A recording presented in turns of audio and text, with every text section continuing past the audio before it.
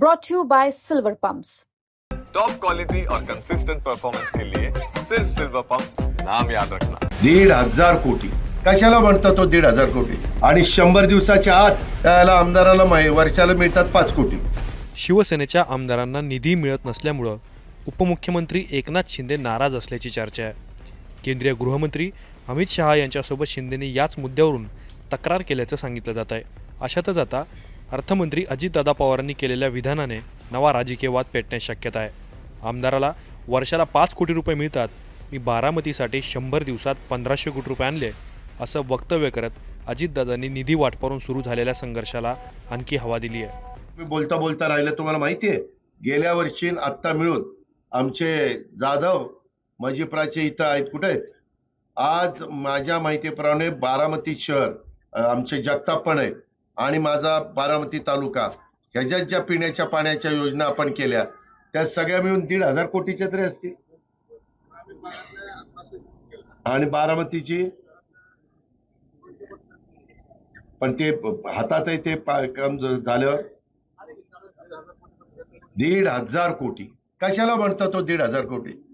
त्याला आमदाराला वर्षाला मिळतात 5 कोटी, वर्षाला मिळतात 25 कोटी, सॉरी 5 वर्षाला. आणि तुमच्या इथं 1,500 कोटी रुपये आणले आणि 100 दिवसाच्या आत जानाई सिरसाईला 460 कोटी आणि ते पशुसंवर्धन कॉलेज आता काढतोय. आपल्या शेतकऱ्यांची मुलं मुली पशुवैद्यकीय म्हणजे मराठीत सांगतो जनावरांचे डॉक्टर काढणार.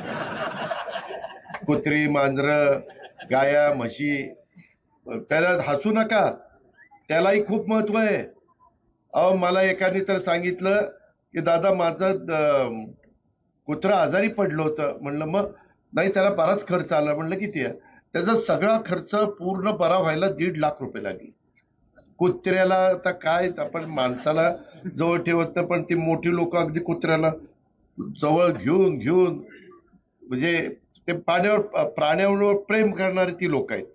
प्रत्येकाला आवड असते, त्यांच्याकडे 2 पैसे असले तरी ते कुत्र्याला काय खायला घालतील ते न सांगितलेलं बरं. 10,000 रुपये महिन्याचं त्यांचे खाण्याचं हे येत आहे, आहाराचं बिल येत आहे. असं सगळं आहे. परंतु आपल्याकडे गायी वाढलेल्या आहेत, आपल्याकडे म्हशी वाढलेल्या आहेत. आपण देशी गायींचं उत्पादन वाढवण्याच्या करता खर्च करतोय आणि ते 560 कोटी म्हणजे जवळपास 1,100 कोटी रुपयाची कामं ही मी 100 दिवसाच्या आत तुमची मंजूर करून दिली. तुम्ही पण मला भरभरून प्रेम दिलं. यावेळेस लाखाच्या मताने तुम्ही लाखापेक्षा जास्त दिलं. अजूनही बाकीचं काम आपल्याला मी आपल्या कराटीला पण शिक्षणाच्या करता बऱ्याच गोष्टी आपण करतोय. अजून तिथं आम्हाला 40-50 कोटी रुपये खर्च करायचे. आता काही कोटी रुपये खर्च केले, तुम्ही जाता इथं बघताय.